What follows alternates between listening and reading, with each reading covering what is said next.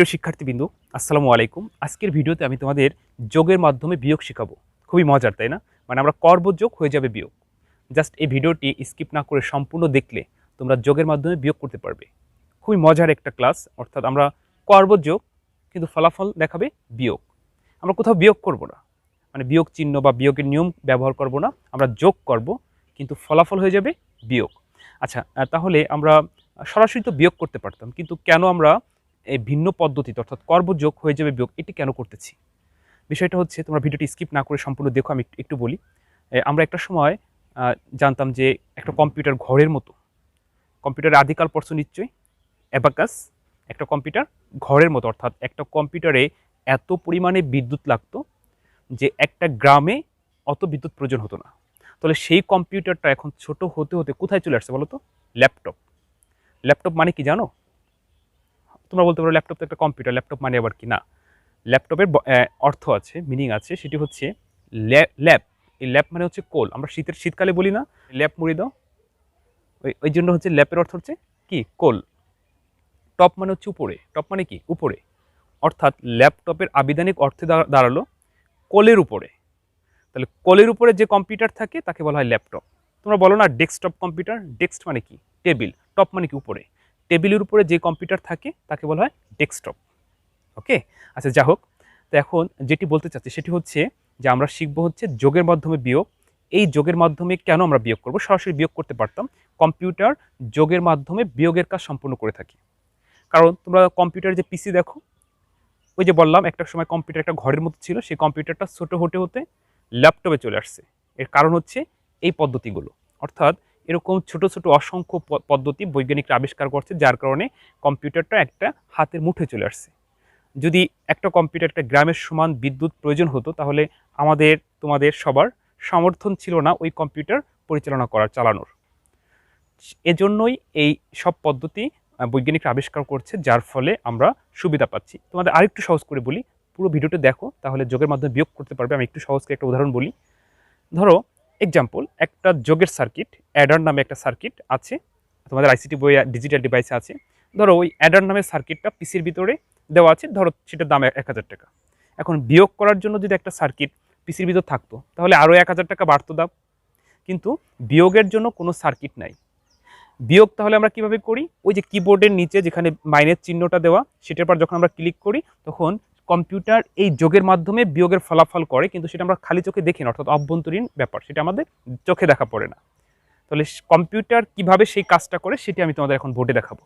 অর্থাৎ কম্পিউটারের 1 সেকেন্ডের সময় লাগে না, কিন্তু আমাদের দেখা যাচ্ছে যে এটা করতে 5 মিনিট সময় লাগতে পারে। কিন্তু কম্পিউটার হচ্ছে ন্যানো টেকনোলজি কাজ করে, অর্থাৎ 100 কোটি ভাগের 1 ভাগ। আমাদের যদি কোনো একটি কাজ করতে যেই সময় প্রয়োজন হবে, সেই সময়টাকে তোমরা 100 কোটি দিয়ে ভাগ দিবে, যেই ফলাফলটা পাওয়া যাবে কম্পিউটার সেই অনুযায়ী কাজ করে, অর্থাৎ ন্যানো টেকনোলজি হিসাবে কাজ করে। তো প্রিয় শিক্ষার্থী বিন্দু, চলো আর কথা না বলে আমরা যোগের মাধ্যমে বিয়োগটা শিখে নিই। বলছিলাম যে ভিডিওটি সম্পূর্ণ দেখলে যোগের মাধ্যমে বিয়োগ তোমরা করতে পারবে, এবং খুবই মজার একটা ক্লাস। আচ্ছা, আমি দেখো বোর্ডে লিখি। ধরো লিখলাম 7 থেকে 6 যোগের মাধ্যমে বিয়োগ করো। এটি সৃজনশীল আসতে পারে এভাবে: 7 থেকে 6 2-এর পরিপ্রকের মাধ্যমে বিয়োগ করো, 7 থেকে 6 যোগের মাধ্যমে পার্থক্য বের করো, ইত্যাদি। তো আমরা শিখব হচ্ছে 7 থেকে 6 যোগের মাধ্যমে বিয়োগ।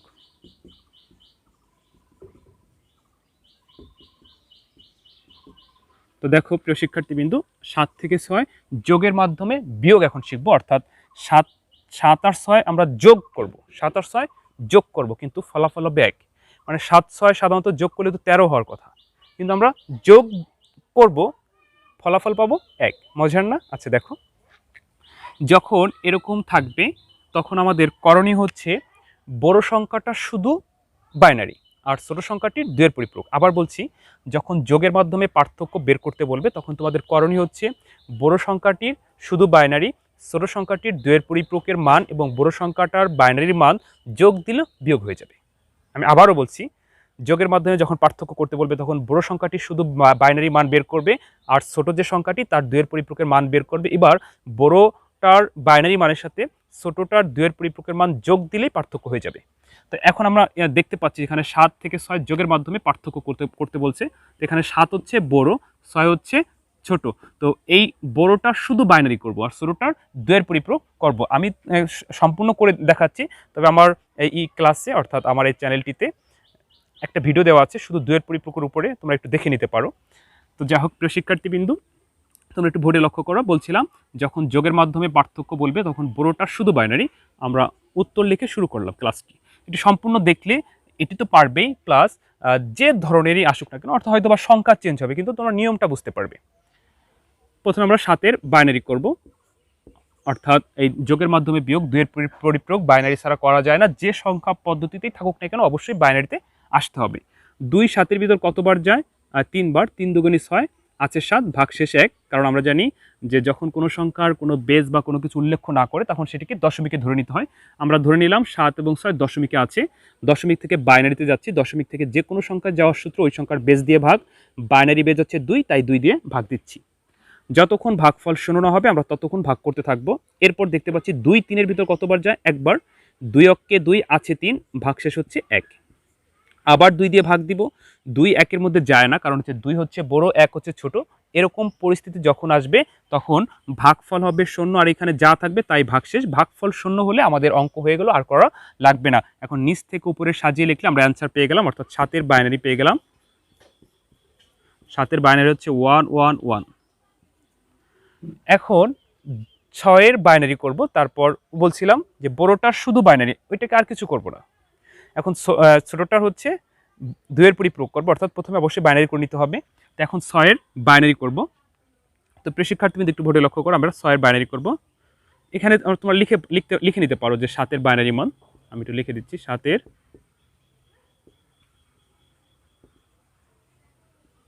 বাইনারি মান বুঝে নিও। এখন এখানে লিখবো হচ্ছে 6-এর বাইনারি মান।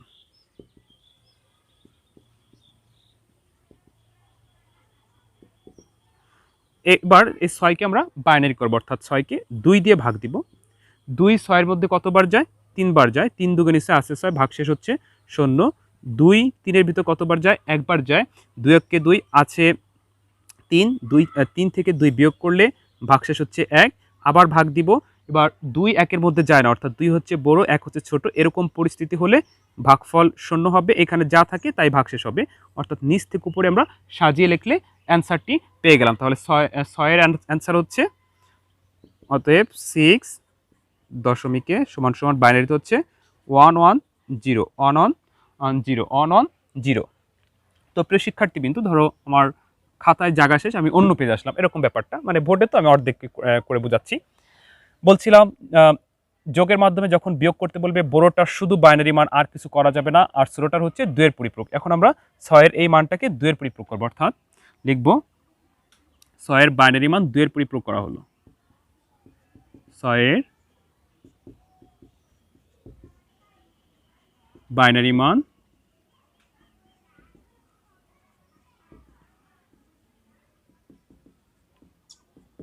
2-এর পরিপূরক করা হলো। 6-এর বাইনারি মান হচ্ছে 1 1 0। আমি এখানে লিখে দিচ্ছি বাইনারি মান। এখন এখানে কয়টি আছে? 3টি আছে। আমরা এই 6-এর বাইনারি মানকে 2-এর পরিপূরক করব। বলছিলাম আগে একটা ভিডিওতে আমি তো তোমাদের বিস্তারিত আলোচনা করে বলছিলাম, এখানে আমি একটু সংক্ষেপে করতেছি, তারপর তোমরা বুঝতে পারবে। এখানে 3টি সংখ্যা আছে, তো যে কয়টি সংখ্যা থাকবে না কেন আমরা প্রকৃত মান গঠন করব, তারপর হচ্ছে 1-এর পরিপূরক করব। 1-এর পরিপূরকের সাথে 1 যোগ করলে 2-এর পরিপূরক পাওয়া যায়। আবার বলছি, 2-এর পরিপূরক বের করার সূত্র হচ্ছে বাইনারি সংখ্যার 1-এর পরিপূরকের সাথে 1 যোগ করলে 2-এর পরিপূরক পাওয়া যায়। এবার তোমাদের প্রশ্ন হচ্ছে 1-এর পরিপূরক কিভাবে বের করব? 1-এর পরিপূরক হচ্ছে এই বাইনারি মানকে উল্টাইলে 1-এর পরিপূরক পাওয়া যাবে। এখন আমরা যদি এইটাকে উল্টাই তাহলে 1 0 হয়ে যাবে, 1 0 হয়ে যাবে, 0 1 হবে। তাহলে এই দুটির মান বিনষ্ট হয়, অর্থাৎ মান থাকবে না। যাতে মান নষ্ট না হয় এজন্য আমরা প্রকৃত মান গঠন করব। প্রকৃত মান হচ্ছে সামনে আমরা 0 দিব। এখন তোমাদের প্রশ্ন হচ্ছে সামনে আমরা কিভাবে 0 দিব? কতগুলো দিব? একটা দিব না, দুইটা দিব না, তিনটা দিব? আমরা বিট অনুযায়ী 0 দিব, অর্থাৎ বিট হচ্ছে, দেখো আমি একটু লেখাই, বিট হচ্ছে, প্রথম বিট হচ্ছে 1, পরবর্তী বিট হচ্ছে 1-এর ডাবল অর্থাৎ 2, তারপর হচ্ছে 3, তারপর হচ্ছে 4,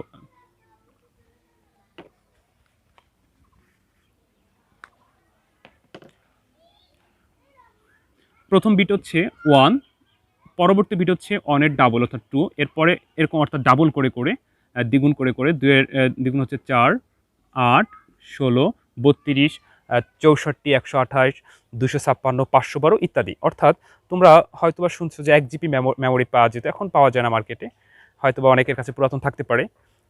2 জিবি পাওয়া যেত, 4 জিবি পাওয়া যায়, 8 জিবি পাওয়া যায়, 16 জিবি পাওয়া যায়। তোমরা কি কোনোদিন শুনছো 10 জিবি মেমোরি পাওয়া যায়, 15 জিবি পাওয়া যায়? পাওয়া যায় না। তাহলে এই মেমোরির এই হিসাবটাই বিট থেকে আসছে, অর্থাৎ আমরা 32 জিবি মেমোরি পাই কিন্তু 30 জিবি পাই না। 50 জিবি কি পাও? পাও না। 64 জিবি পাও।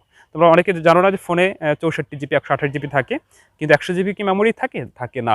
অর্থাৎ এই মেমোরি এই বিটের হিসাব থেকে আসছে। যাই হোক, যেটা বলছিলাম যে এই বাইনারি মানের 1-এর পরিপ্রকের সাথে 1 যোগ করলে 2-এর পরিপ্রক পাওয়া যাবে। আমরা এখন 1-এর পরিপ্রক গঠন করব।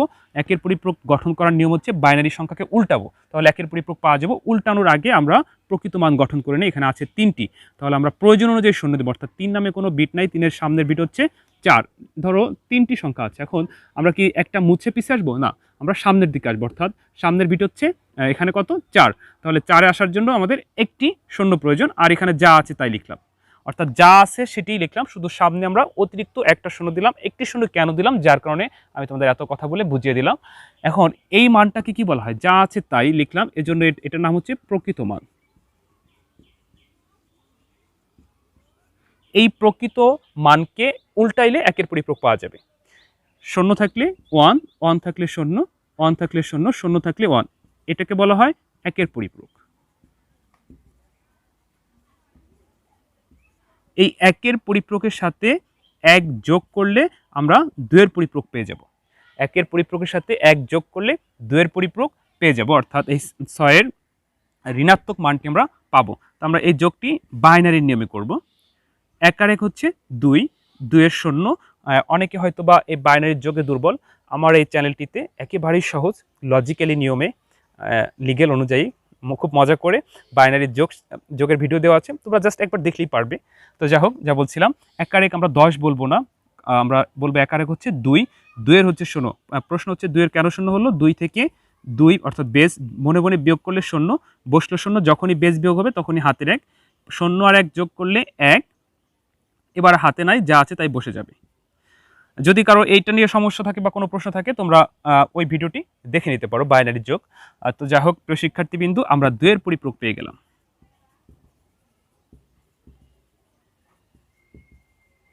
এখন আমরা যোগের মাধ্যমে বিয়োগ করব। বলছিলাম যখন যোগের মাধ্যমে বিয়োগ করতে বলবে তখন বড় সংখ্যার শুধু বাইনারি আর ছোট সংখ্যার 2-এর পরিপ্রকের মান যোগ দিলেই বিয়োগ হয়ে যাবে।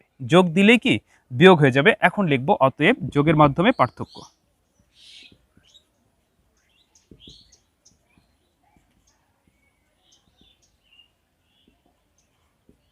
লিখলাম যোগের মাধ্যমে পার্থক্য।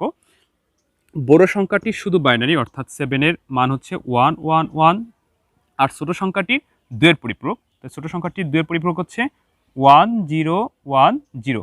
এখন এই দুটিকে আমরা যোগ দিব, অ্যান্সার মানে যোগের মাধ্যমে পার্থক্য অর্থাৎ বিয়োগের ফল যে 1, সে 1 আমরা পেয়ে যাব। তোমরা দেখো, বাইনারি নিয়মে আমরা যোগ করব। 1 আর 0 যোগ করলে 1, অর্থাৎ 1 আর 0 এটা যে সংখ্যা পদ্ধতি থাকুক না কেন একই তো হবে।